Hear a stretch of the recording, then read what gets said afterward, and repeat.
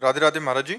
गुरु जी, ग्रस्त जीवन में शरीर से जुड़ा कोई भी प्राणी यदि बीमार है तो समस्त ग्रस्त जीवन में उससे जुड़े समस्त व्यक्ति उससे जैसे पुत्र, माता पिता, भाई बहन इत्यादि सबकी सेवा में रहते हैं उनकी। तो क्या ये उसके प्रारब्ध में है दुख है या सभी के प्रारब्ध में दुख है? पूरे परिवार का, क्योंकि वो जन्मेगा इसी तरह। अनेक जन्मों के कर्म संस्कारों को मिला करके वो पिता बनेगा, वो पुत्र बनेगा, वो पत्नी बनेगा। अब पुण्य है तो पत्नी ऐसे स्वभाव में होगी, ऐसे आचरणों में होगी कि देख देख कर तुम्हें सुख होगा, और अगर पाप है तो उसी के द्वारा ऐसे आचरण होंगे, ऐसा स्वभाव होगा कि जलोगे। पुत्र आएगा ऐसा पुण्यात्मा, अगर पुण्य तो वो ऐसा आचरण करेगा, ऐसा पढ़ लिख कर स्वस्थ, ऐसा आपको देख देख कर आनंद होगा पूरे परिवार को। नहीं ऐसा रोगी होगा, ऐसा क्लेश देने वाला, रुपया पैसा भी खर्चा है, हृदय भी दुखी हो रहा, पूरा परिवार दुखी हो रहा है। ये कर्म संयोग है। महाराज जी, बहुत सूक्ष्मता से देखा जाए तो इसमें बस ही नहीं है महाराज जी। कौन सी पत्नी आनी है, बच्चा आना है, क्या तो कहीं बस लगता ही नहीं है अपना। कर्म के अनुसार ही है ना, कर्म के अनुसार अवश्य में भोक्तव्यम, वैसे रूप रख के भगवान आएंगे। अरे पूरा परिवार नष्ट हो जाता है, पूरा परिवार जेल में बंद हो जाता है। ऐसे आचरण हुए, ऐसा ऐसा ऐसे लीला, और ऐसी ऐसी बहुएं आती हैं कि परिवार की बहुत नीची स्थिति है और उतने में ही आनंद है, पूरा परिवार आनंद। तो कर्म के अनुसार है ना, पूर्व के कर्मों के अनुसार वो जीव आकर पत्नी बना और वो महान दुख देता है या सुख देता है, पुत्र बना वो दुख देता है या सुख देता है।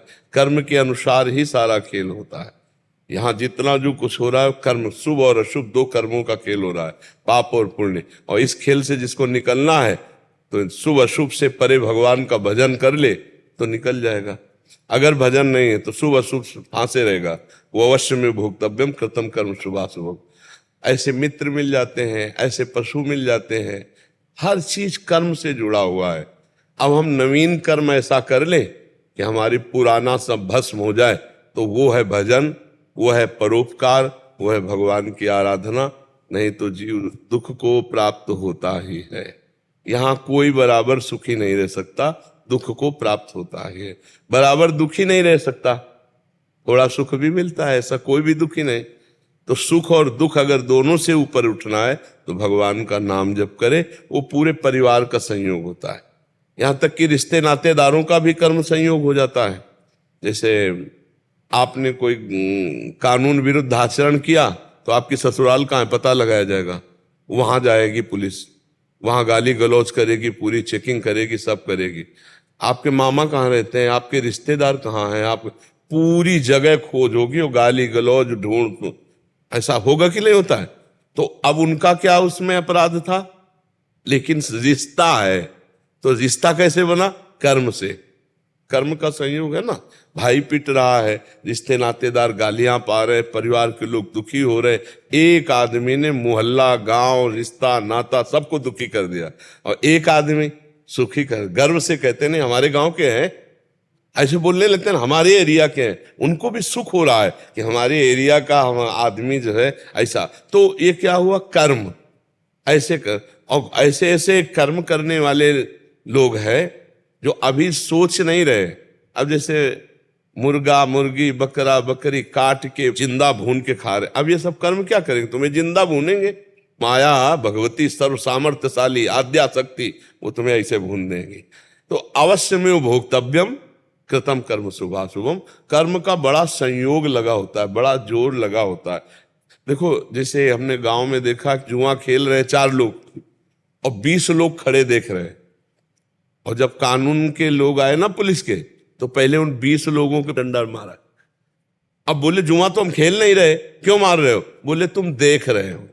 उस मतलब कर्म का कितना बड़ा दंड है कि वो कर नहीं रहा, उसका उससे कोई संबंध नहीं, लेकिन वो देख रहा है तो भी भोगना पड़ा।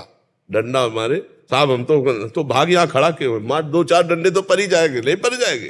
तो अब आप सोचो उसका क्या अपराध था? अपराध था क्योंकि वो अपराधियों को देख रहा था, अपराधियों के पास खड़ा हुआ था। कर्म का बड़ा संयोग हो। फिर माता पिता पुत्र परिवार, ये तो बहुत घने संबंध है।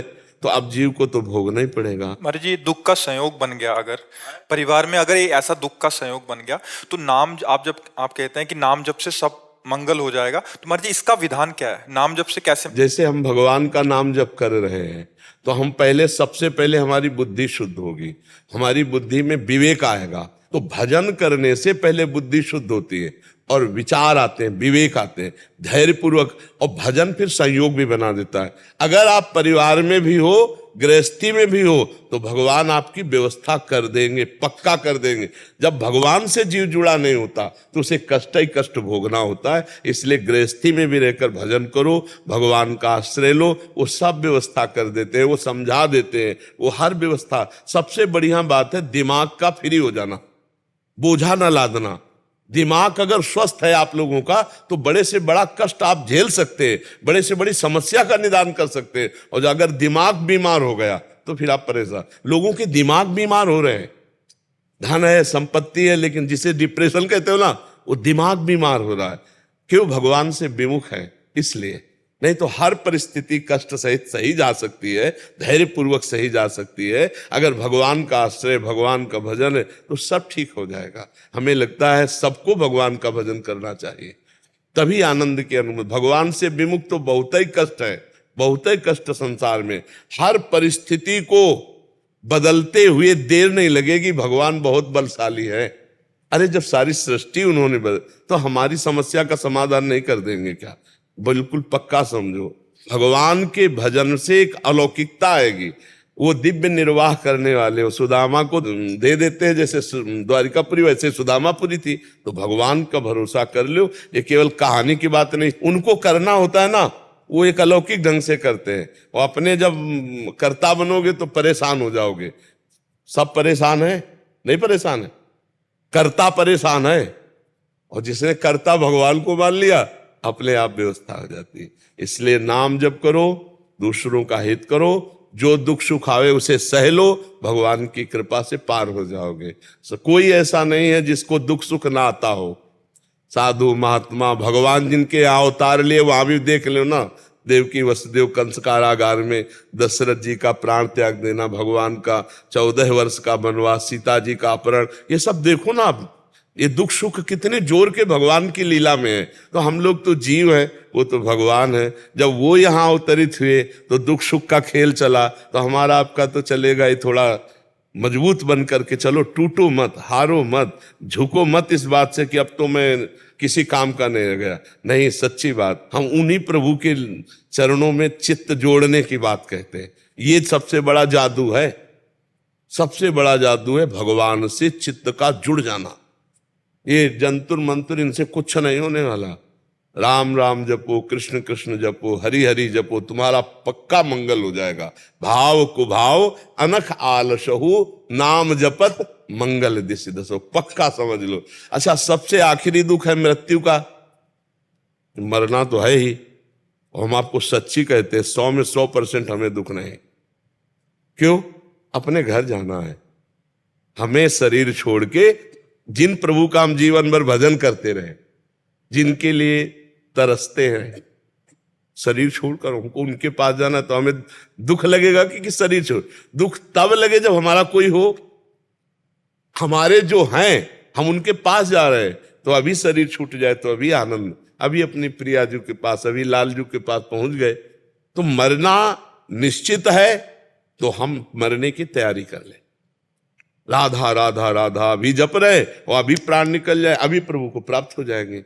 अब जीव भूला हुआ मार मकान दुकान रुपया पैसा घर परिवार 7 जन्म तक का इकट्ठा कर रहा है कि पूरी 7 पीढ़ी जो है हमारी खाए। भरोसा मिनट का 7 का नहीं, 7 मिनट का भरोसा नहीं। इसलिए नाम जप करो, भगवान के आश्रित रहो, और सच्ची बात हमारी मान लो, दुख सुख सबको भोगने पड़ते हैं, उनको भोग लो, ऊबो मत। जो हमने कर्म किए वो हमको भोगने पड़ेंगे। भोग के कर्मों को काट लो और भजन से भगवान को रिझा लो, भगवान की प्राप्ति कर लो। ये सच्चा मार्ग है। अगर ये नहीं समझ पाओगे तो फिर दुख ही दुख है। बिना भगवान के भरोसे के इस दुख समुद्र से पार नहीं हुआ जा सकता। कृष्ण